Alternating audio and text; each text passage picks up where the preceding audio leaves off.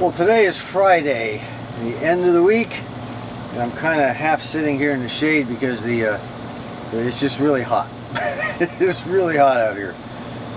You know, I became a member or established my YouTube channel on February the 8th, 2008. And the first person I subscribed to and who motivated me to establish a YouTube channel was All American 5 Radio, Rick McWhorter. We all know who he is. And then I went out, you know, looking around on YouTube for people who shared the same interest in radios and things like that Rick and I did. I didn't know anybody at the time, just Rick. That was it. So I looked around. Well, a few days later, I ran across this guy.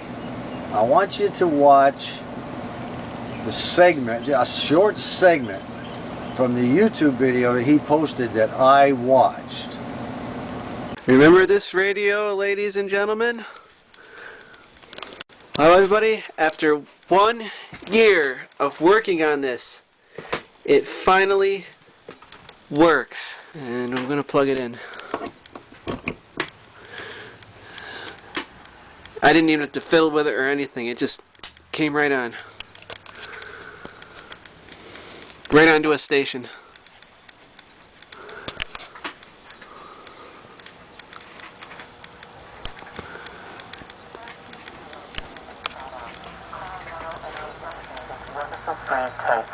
Please call now. Call 1-800-900-0771. That's 1-800-900-0771. That is the most beautiful thing I've ever seen in my whole life. Now I ask you, how could anybody watch that particular segment of the entire video that he put up and not subscribe to that young man?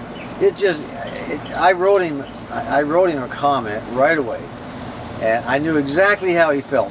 This kid worked for a year to get that radio to even make a sound. And you know, I work a few months sometimes on some of these things, and I think, wow, that was a real slog, you know. No, he worked a year. He didn't know anything, and I think Rick McWhorter was pretty much mentoring him, answering all of his questions through that. That was a great. That is the absolute best video concerning radios on the entire YouTube. No one could beat that. Yeah, we've got guys out there that are expert. They can take one transistor and make an entire, gigantic television out of it. But when he said that is the most beautiful thing I have ever seen in my whole life, I understood exactly what he meant, and I know exactly how he felt. I had to subscribe to him, and I've been subscribed to him ever since. And so he's the second guy I subscribe to. I don't know if you ever knew that. Daniel. His name is Daniel.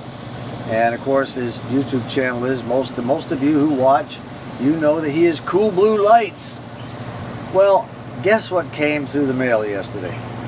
Another package. And guess what it says on the package? It says, yes, another package. Right there. And it says, happy retirement. And over here it says, not birdseed. Another package. Well, this is from him. I did not know it was coming. And we're going to go ahead and open that thing up and find out what's in there.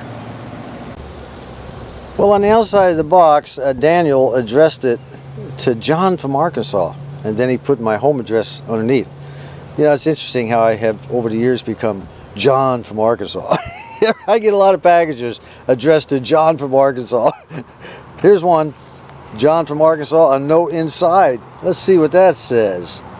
It says, I heard you can't get Wise potato chips in Arkansas, and they're your favorite, so I couldn't resist sending you a big bag. I hope you enjoy this little gift and had a happy 4th of July. Greetings from upstate New York, Daniel, a.k.a. Cool Blue Lights. Well, I'll be a son of a gun. I never expected that. You know, I haven't had a bag of Wise potato chips in, let me see, it has to be 60 years. 60 years I've gone without a bag of Wise potato chips. Some of you may not know what they are. They used to have a picture of an owl in the package with the eye, one of his eyes closed, I think, and the bag used to be kind of a turquoise blue, kind of a bluish green, really. And oh, I used to eat those. They were primarily up north. When I traveled south to the deep south area in particular, there were no Wise potato chips. And I was kind of upset about that. I always looked for them, never found them. The other day, old 64 Goat did a flapping video where he was eating a bag of Lay's potato chips, and I wrote a comment on his video afterwards, and I said, I asked him, do they still even make Wise potato chips? I said, I haven't had any yet. Do they still sell them? Do they still exist? He said, yeah, well, yeah, they're up here. Well, son of a gun, I guess old Cool Blue Lights Daniel, he picked up on that. Well, let's get in the bag. I can't resist much longer. I want to see what they look like now, and you can bet I am going to taste these. I'm not going to taste them today in this video. This is going to be a treat I'm going to save for maybe after the shop. I get, the benches in there and everything. Well, the bag's a little bit different, but it is basically the same color. Kind of a turquoise. Yeah, and there's the one owl. There used to be a whole owl on the side here, I remember, with one eye closed and one eye open. Well, that looks pretty cool. Original potato chip, Wise. Can't believe it. Well, thank you very much, Daniel. That is an unexpected, wonderful surprise. It really is. I cannot wait. I don't know. I never expected it. This is 60 years. 60 years I've never even looked at a Wise bag. Oh man, great. Well, we all know what that means, that's for sure this time. Shout out to our good subscriber Daniel in upstate New York, Cool Blue Lights.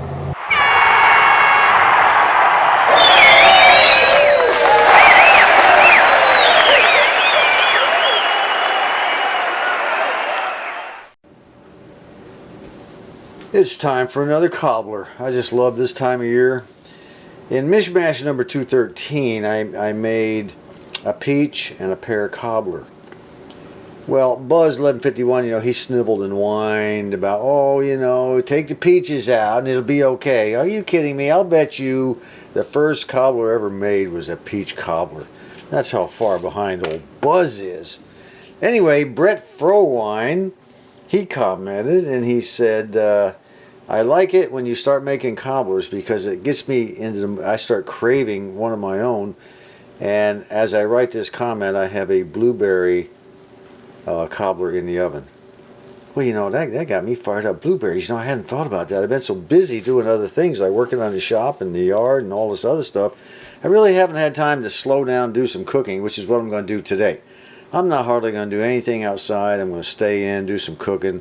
I'm going to make some potato logs and some maybe some hot wings or maybe just deep fry up some drumettes, chicken drumettes, that sort of thing. And I'm also going to make this cobbler, but I told Brett, I said, I'm going down to Walmart to see if they've got some blueberries in the can is what I was talking about. But when I got there, I was surprised to find that they had fresh blueberries in these large containers. Oh man, I couldn't believe it. That was a total surprise. So I went ahead and bought 2 of them. By the way, guys, in case you don't know, especially you older folks like me, blueberries are good for the prostate. You don't believe it? Look it up. If you don't, I hear people all the time, oh, I don't like blueberries. How can you not like blueberries?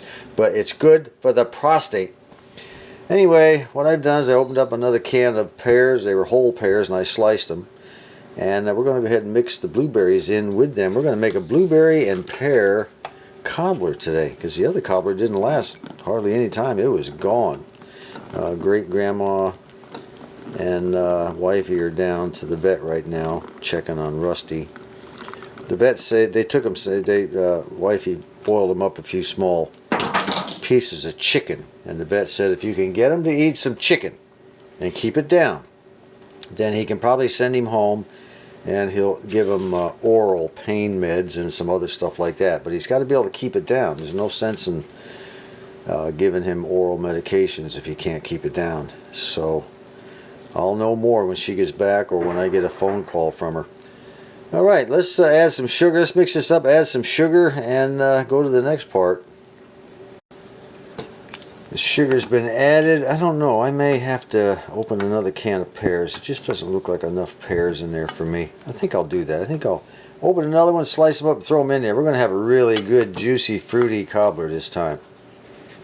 Alright, that's about right now. We have about the right mixture that I want. You can mix it up to any, you know, a lot of people don't even like multiple fruit cobblers, but I sure do. I want my money's worth. Anyway, the amount you put in of either fruit, like I told you, I think in the last Mish-Mash video where I made that peach and pear cobbler, I've made 3 fruit cobblers. You bet. Yep. Alright, the best part about doing cobblers and stuff like this and cooking is there's usually a little bit left over. I got a half a pear there and some juice. I'm going to munch that. Alright, got the sugar in, all the fruit. I'm going to cover it up with aluminum foil and let it sit in the refrigerator for at least a couple hours. Well, our tomato plants are finally starting to bear some fruit. Look at the size of that monster, huh? That's a big one. Now this was one of the very first tomatoes that started growing. That's dirty. That's just a leaf right there. That'll wipe right off. But I noticed right in the beginning it had a blemish on it, right there, and right there. And I kept my eye on it to see if it was going to grow and get worse. And it didn't. It just stayed the same size. So we kept watching it and kept watching it. We can go ahead and cut that out and we'll have ourselves a nice big juicy tomato. That's a big one. And here's another one right here. This one's a little bit better. But like I said, these tomatoes went through a rough time this spring. They really did. And so far this summer. So that's the first couple. I think we got one earlier that was just about as big as this one. What are these called? Beefsteaks? Beefsteak. Beefsteaks, I think. Anyway, hopefully we'll get a few more great big ones like that. Before we make our cobbler, and this time I'll be using the Betty Crocker super moist cake. If you don't get the cake that says moist or super moist, it's just not that good. The super moist is really good. Before we start the cobbler, and the cobbler is probably all sweetened up by now. The fruit that is. We're going to go ahead and these are some of the potatoes I grew this year. I just harvested. Now we're going to make potato wedges. I'm going to deep fry them. I'm not sure how that's going to turn out because in order to do good wedges you need the starchy potatoes. You know, like your russet, your Idaho, or your Yukon Gold. Now, Yukon Gold, that's a good potato. That's a good potato for all around frying, boiling, deep frying, all that stuff. Your red potato, like these are, they've been boiled, and they sat overnight in the refrigerator, and they got cold. So now I'll be cutting them in wedges, and I don't know, we're going to put them in the deep fryer and hope that they hold together. I've never made wedges that I can remember out of red potatoes. It ought to be an interesting, experiment. So let's see how that goes. Let me cut them up. Now, wifey didn't boil these potatoes completely. They're only boiled about maybe 3/4 of the way through. And then once she boiled them whole, then we just stuck them in the refrigerator. And it makes it a whole lot easier to cut the next day when they're cold. And all you do is you just cut them in half, like I did this one right here. Then you cut them in half again. And then you cut them in half again, right down through here like so. I'll cut this one with one hand and it'll turn out okay. There we go. That's all you got to do. That's how you do it. Now some of these potato wedges are going to be fairly large. There aren't that many large potatoes left. I offered potatoes to our grandsons and their girlfriends and everything when they came over the 4th of July. I said, take what you want. They took all the big ones. Kids, they drive you nuts. They didn't care. Just they left me with potatoes about this size right here. I think there was a couple of larger ones, but they just grabbed me. Lazy people just grabbed all the big ones, left the small ones. They didn't want to have to mess with them. Comical. It gets worse every day, I swear. Anyway, in addition to frying or deep frying up some wedges, I'm also going to do some chicken wing drumettes for myself. The wifey and grandma, great-grandma, they don't like those things. I do. Normally I make them out of hot wing. I turn them into hot wings, but I'm not going to do that. I'm just going to deep fry them today. So as soon as the grease gets hot, we'll start dropping these babies in. As usual, I'll be using my deep fryer and cooking in and vegetable oil. I filled the vegetable oil up to a line on the side of the black container here. And we'll just wait till it heats up. I'm going to be cooking it at about 355 degrees. Also, this time we're going to be cooking our cobbler in one of the Lodge Dutch ovens instead of that Pioneer woman with the white with the red outside and white inside. And I dug it out of the closet. Whenever you store your cast iron, you should like this with a lid. You should put some kind of a folded up paper towel underneath it, so it sits on the edge like that, and it creates a small airspace all the way around. And that way you don't get a real sour smelling Dutch oven, because it is, we do put a little bit of oil on it when you store it to keep it from rusting. So what I have to do right now is give it a good wash out, just a good rinse, and then we'll go ahead and set it on the stove and wait for it, when we put the fruit in it. Well, it's lit up green, so we're ready to go. Well, here we go with the red potato wedges. Will it work or will it not work? I don't know. Well, they don't seem to be falling apart any. Not yet, anyway.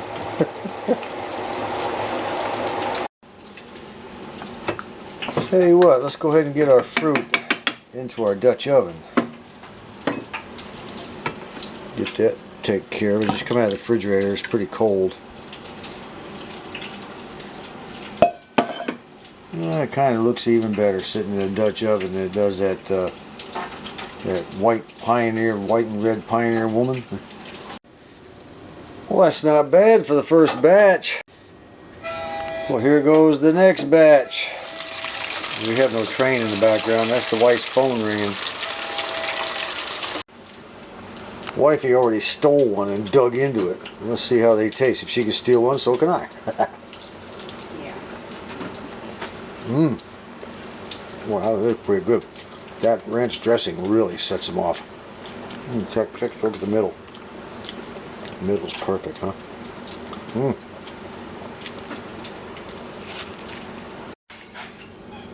Well, I guess that proves it. You can go ahead and make potato wedges. Potato wedges. Not potato wedgies. Potato wedges from red potatoes as well. How about that? And here's the old chicken wings. All of these will be for me and me only. Go ahead and move these babies around. And we're going to be ready to eat here in the not too distant future.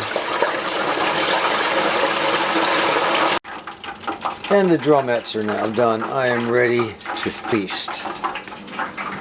But first we have to put some of this Cholula hot sauce on the chicken wings.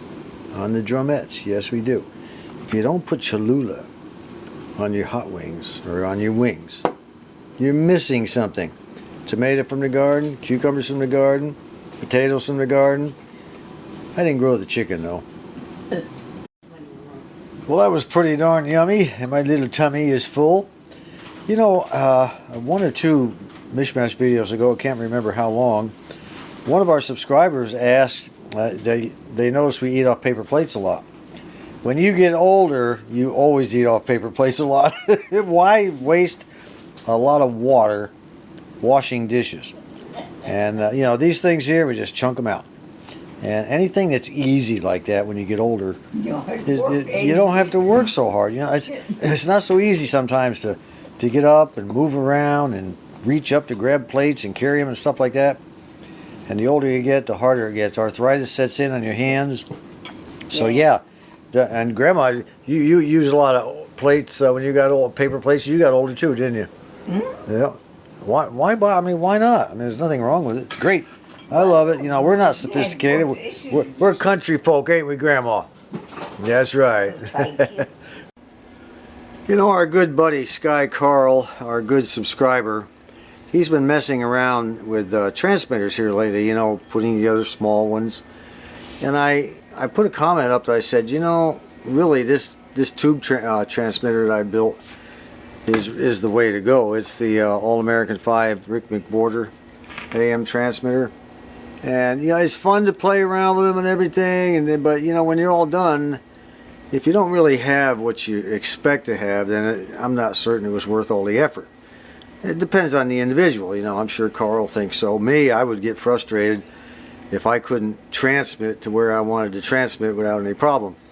Now, I'm feeding the transmitter that I built right here, and it's a big one, don't get me wrong, it's a big sucker. 3 tubes, and I built it all, and I'm feeding it with this with that wire right there plugged into my speaker from my computer directly into here. Now I want you to hear what, now there, it's coming out this antenna right here. Now I want you to hear the difference when you build something, you know, a tube transmitter. Yeah, I could have condensed this down. This chassis didn't have to be quite that big, but I said, I checked with Rick, and he said this is the size I use. I said it's good enough for me. I went to Antique Electronic Supply, I believe it was, and I ordered the chassis, and it came in. I just built it.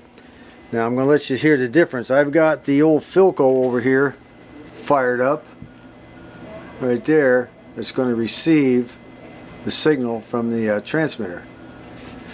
So here goes. Here's a website I found. It's called Oldies But Goodies Greatest Hits. I'll tell you what, this thing, I'm very impressed. I didn't know this thing existed. And we'll go ahead and click on right here.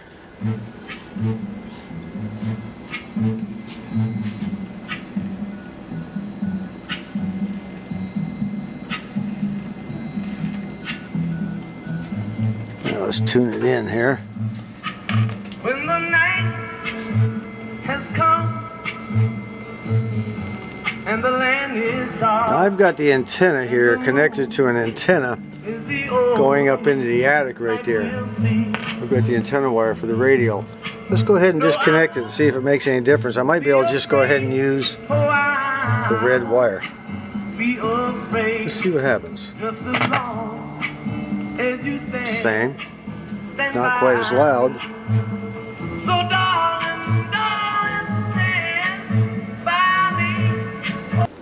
Well, we're ready to fire up the old mixer here and put together our cake for our cobbler. And we're only going to use half the package, just half the amount. I found out that a full cake is too much for one of these cobblers. Found that out a long time ago. Anyway, we're going to go with half of a 1 1/4 cups of water, half of a third a cup of vegetable oil. And it calls for 3 eggs, so I'm not going to put like 1 1/2 eggs. I'm just going to go ahead and go with 2 eggs. And it's all going to go into there. And then we'll take the old mixer and mix it up. Alright, it is time to put the cake batter in here. I love these. I keep stressing this extra moist and moist cakes. They just taste so much better. I get the lid back on it, and then we'll stick it back in the oven. For those of you who watched my last video where our little pooch Rusty was at the vet, he's still there, and we're going to get a call from the vet in the morning. He said there may be something else wrong because, you know, the barium that he put in it, whatever it was, went all the way through, not a problem. There's no blockages, any of that stuff. They've done ultrasound, they've done x-rays, everything they can think of, but he's still got pain when you touch his little tummy. So they may have to go in and do some exploratory surgery tomorrow. I'll keep you abreast.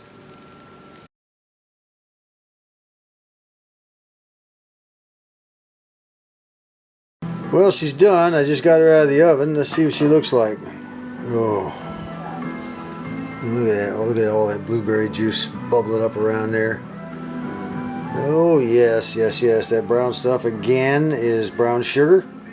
We're going to let this baby cool down, and then ice cream time for me and Grandma, or Great Grandma, and then Wifey, she just likes it plain. Ooh, I can't wait till it cools down. And once again, we'll go ahead and dig in and take Great Grandma hers first. Oh man.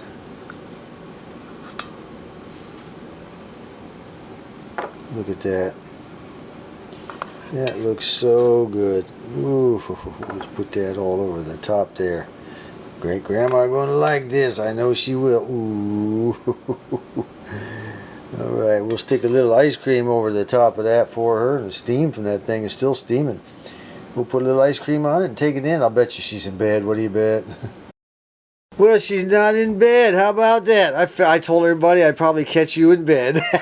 Here you go. Yeah, I just met. Just about it. Oh, okay. Well, we With caught you just in time. That is blueberry and pear with ice cream on the top. You tell me. I think you're going to like it. I know you like ice cream.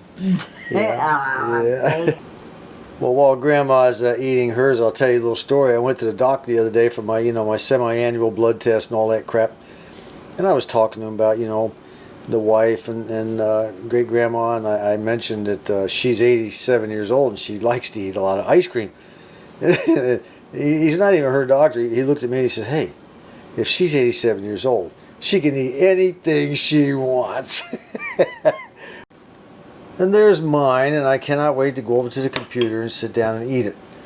Of course, I'll probably have to listen to Buzz, complaining again, But one thing I've learned in life, those who can do. Those who can't, they just snivel. Today, I hope to tear down this bench.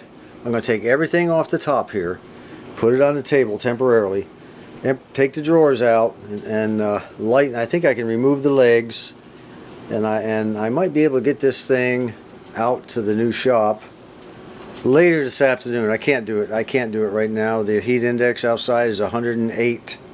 Isn't that incredible? Well, it is July. Anyway, I'll probably do it after the sun goes down. And I don't know, wish me luck on that. It may be so hot I decide to heck with it. We'll try it tomorrow or the next day.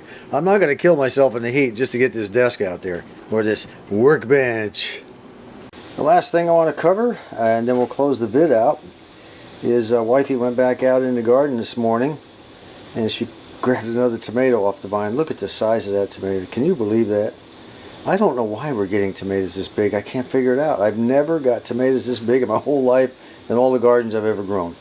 Anyway, that thing's going to cover an entire sandwich. We're going to bite into that and probably this afternoon. Slice it up, mayonnaise and tomato. Oh man, I'll tell you what.